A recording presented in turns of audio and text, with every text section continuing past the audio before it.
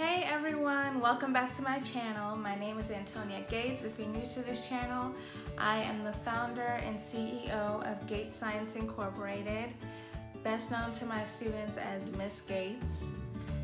If you clicked on this video, you're probably here to find out what are some things that you can experience in your first year of teaching, or what are some things you can experience in your second or third year of teaching, because all of these things can pertain to you if you are a teacher, if you're a soon-to-be teacher, if you're going to be a substitute teacher or anything like that. So we're going to get started with the different tips that I'm going to share with you today that I've experienced in my first couple years of teaching. And teaching, you have to remember, is a learning experience. You can't prepare for it. You learn things along the way. So just keep that in mind, that not everything is supposed to be perfect, and just take everything with a grain of salt, learn from it, and you get better and better each year. Okay, so my first tip as a new teacher that I've learned in my first couple years teaching is you don't have to spend all of your paycheck on your classroom. I think I spent about close to $1,000 my first year on decorating my classroom, setting it up for classroom management, procedures and all that stuff. And I went out and bought things from actual teacher stores, and you don't need to spend all that much money. You have to be frugal, and then at the same time you may find out later on down the line that you may not even need those things. So make sure you need those things before you say, I'm going to go ahead and spend all this money. But some other ways that I found that was very convenient: you can go on Craigslist, and there's always teachers, retired teachers who have supplies, or you can even type in the free items like bins or whatever, stuff like that. You can do that. You can go to thrift stores. TPT has some very cheap gifts you can use for students if you want to reward them. I know my first year I was, going to the candy store like almost every week to give out treats, and that money was adding up.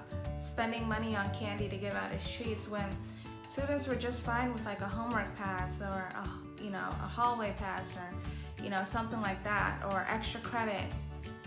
Just print it out. You don't need to go out and spend all this money on rewards. They'll be pretty fine with it. Or even getting like a pack of 12 pencils from the dollar store. They lose pencils all the time. Get the cheap pencils for like 5 to 10 cents a pack of pencils.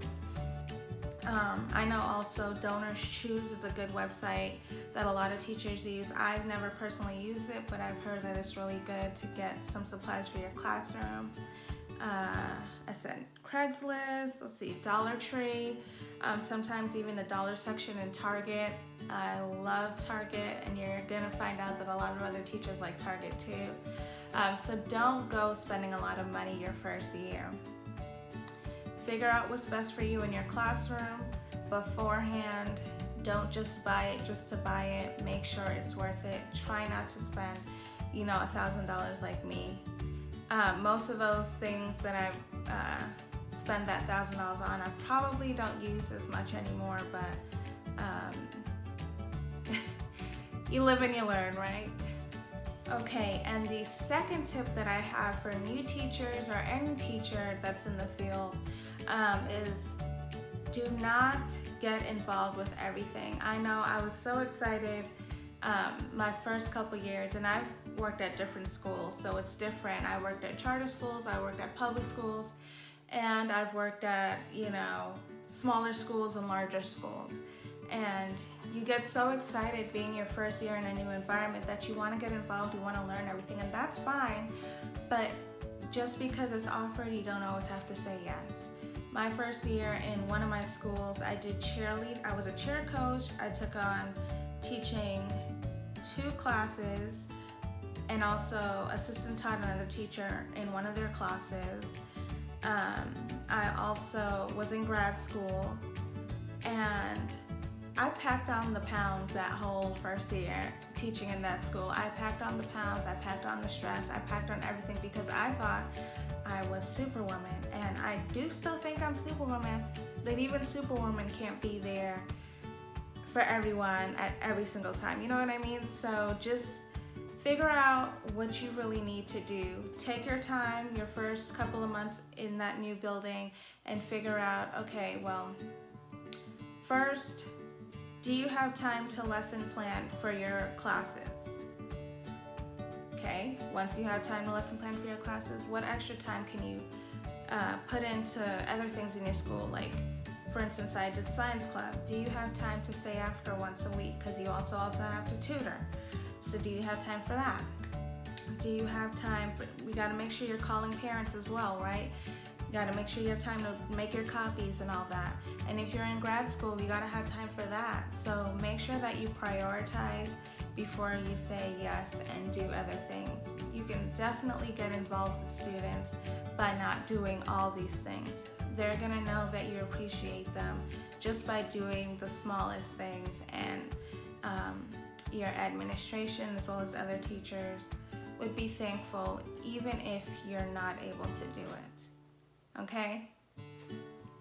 Tip number 3, expect the unexpected.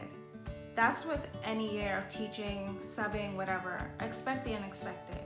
Make sure you're prepared for the unexpected. And what I mean by that is you never know when you're gonna get sick, so make sure you have a sub binder of activities that is exactly labeled, that says sub binder or sub folder or something like that. Make sure it's on your desk all the time so that the sub knows, because you never know if you have to call out that day, so that they know, okay, I can find some activities in here to choose from. Also, fire drills, especially when you're teaching high school like myself, and you have 2 or 3 periods of the same class, and in one of those classes you have a fire drill, so now one of your classes is a little bit far behind.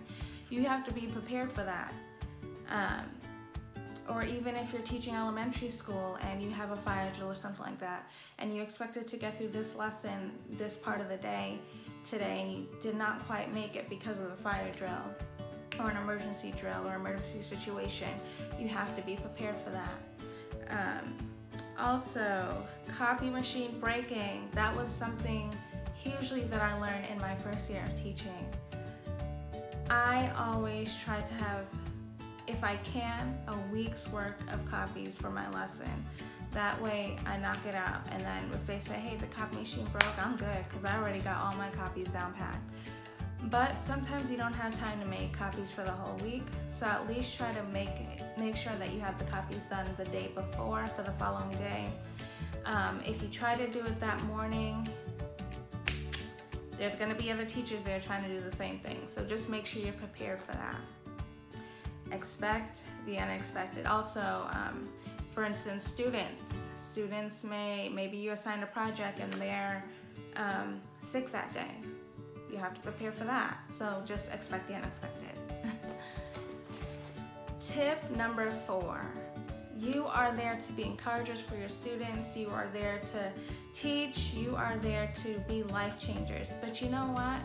You're also there to be happy. So tip number 4 for you today is make some teacher friends. Don't just be a loner, and you never know when you need someone to call and say, hey, can you do this for me? I'm running a little bit late. Maybe someone can make copies for you. You never know when you need that teacher friend. Also, be good to your janitors and all the other staff in your school, because they are just as important as you are. You know, if you ever have a spill in your classroom or anything like that, or you need the secretary to do something for you, always be nice and kind to others that you work with, because you never know when you're gonna need them just as much sometimes that they may need you. Tip number 5 is one of my biggest tips that I see a lot of teachers, well, not a lot, but like a good amount of teachers do, that I'm not proud to say, is they treat all students the same. You cannot go into this thinking that all students are going to be Lisa Simpson from The Simpsons. You're going to have your Bart Simpson, so you have to be prepared for that too. And what I mean by be prepared for your Bart Simpsons is not to be on the defense. You can't take everything personal that students say. They're kids, they're children. Expect them to say silly things like, oh, leave me alone, or stuff like that. If they say leave you alone, okay, leave them alone. Let them have that personal space. They're humans too. You have to treat them like they're humans. They're not your subordinates. They are just as much humans as you are and deserve to be treated like they are. individuals. You never know what they got going on at home. You never know, you have bad days sometimes, so realize that they can have bad days at times too. Talk to them, get to know them. Not every student is the same. I've seen other teachers talk bad about other students, and that's another thing too. You don't want to talk bad about your students or listen to other teachers say bad things about other students, because their relationship with that student may be different with your relationship with that student, and you can have a different impact on that student than another teacher can. So just make sure you treat every student differently and don't prejudge. Please do not prejudge. I find that when I get to learn every aspect about my students, that after all, most of the time, they're not bad kids. None of your kids are bad kids. They always got something going on, and you just got to get to the root of that. And yes, they may have bad days, and you may have bad days, and things may not work out that day. You may be mad at each other, but don't hold grudge on that student for the rest of the school year. Okay, you're there to be an influencer, and you can be an influencer on that child's life. Or, sometimes I found that if you reciprocate a bad attitude, they're gonna have that bad attitude with you for the rest of the year. Reciprocate a loving attitude, and they're gonna see that you care about them and that you wanna be there for them, and they can talk to you and come to you if anything happens. Tip number 6, do not get so caught up in your lessons that you forget the small things in life. I know my first year teaching, I completely forgot about taking attendance every period. Sometimes that was, and you have to try to find ways to remember to take attendance. You get so caught up in wanting to teach this wonderful lesson that you came up with to the students that you forget to take attendance, or you start taking attendance but then you forget to submit it. Yep, that was me all the time, all day, every day. Don't forget to do that. Don't forget to tell your students hi. After the first couple of weeks of school, saying hi, welcome, then you're like, okay, first couple of weeks of school is over, I don't gotta do all that anymore. No, keep it consistent. Don't forget to do these small things. Restroom breaks, don't forget that either. Taking a drink break. You are human too. You can drink in front of the students. If you need to have a little sugar rush, you can eat in front of your students. It's okay to do these things. I've never worked at a school where the admins say that you're not allowed to do these things. Even chewing gum. Sometimes chewing gum helped me to get rid of my cravings, because I would get so hungry all the time, but that's another story for another day. But just find ways to take time for yourself, take a breather. If you need to call up your little teacher friend to come and step in your classroom so that you can go pee, go and do it. Do not hold your bladder. I know sometimes we train ourselves to hold our bladders as teachers, but it's not also good for your body. Just letting you know as the science teacher. Tip number 7, whether you're at a big school or at a small school, you need to get to know your surroundings. Get to know where the math, science, English, whatever department is, band hall, music. Get to know even the parking lot. Get to know where the students are supposed to be at different times of the day. If you have duty like recess duty or bus duty in the mornings or whatever, get to know where those parts of the buildings are, so that if there's a meeting, for the teachers, if there's a meeting with students, if you need to get to a certain part or show a student somewhere, a new student, you need to know the building yourself before you can show anybody or before you can get anywhere. So before school starts, try to get to know your building. Try to get to know the drills, the policies, the rules, all that about your school, so that you are prepared when things happen. Okay? The next tip that I have for you guys is to get to know your parents. I've worked in a lower income area and a higher income area, and actually I worked in the lower income area first, and there wasn't as much parent involvement. I mean, at Meet the Teacher, I literally had 4 parents show up when I had about 105 students. Only 4 parents showed up. And then I worked in the higher income area where the parents were more involved, and it got a little bit too overwhelming. But you need to be prepared for both situations and get to know your parents regardless. Even if they don't reach out to you, they still will want to know the positive updates about your students, or they still want to know that your student's about to fail. Sometimes the students don't tell them. Actually, 9 times out of 10, the students don't tell them. Or, sometimes now they do report cards digitally and your parents don't check it. So let your parents know all the time, because I remember my first year, I had a parent who was like, oh, well, she didn't tell me about this or whatever. And in fact, I actually did tell the teacher about it, but she didn't receive my email, or she did receive it, but she didn't see it at the time that I sent it. So that's another story. But make sure that if you don't get a response from them from email as well, try to give them a phone call, give them a voice message, over communicate so that you are saving yourself, and then also that you kind of understand the student and their parent dynamic. I know I had some students that worked in the evenings, so I spoke to their parents about that and turning in assignments. Just get to know the family as a whole. It will be better for you at the end and better for the students as well. Tip number 9, classroom management. That's a big one that I learned in my grad program and that I was already prepared for before I even started teaching. Make sure you are prepared. You have rules and procedures set in place. Make sure that you are consistent with your rules and procedures, because that's something that will bite you in the butt. That happened to me my first year. If you're not consistent, your students will remind you, oh, but miss, we don't do that anymore. Okay, but we're doing it now. And we're going to continue to implement it. So make sure you are consistent with your rules and procedures so that they don't slack off and you don't slack off. And that it also helps maintain the classroom culture where there's less problems in the classroom and there's more focusing on the lesson and the learning and the happy environment in the classroom. Also, another thing that I want to make clear is that you don't always have to do it all yourself for classroom management. My second year of teaching, I implemented a teacher assistant. And this was something that a lot of the students, even in elementary school, you can implement this as well. Every 6 weeks, I will have a new teacher assistant. They would help me with organizing papers, they would help me with grading, and they would help me with cutting up things for lessons. They would help me with clicking when I'm moving through PowerPoints. They would help me with setting up the board. Now, some schools probably won't allow you to have other students grade, but that's okay.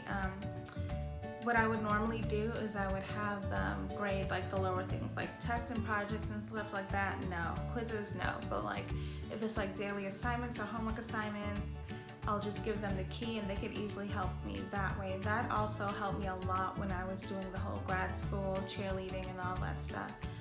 That helped a lot. So it's good to have a teacher assistant.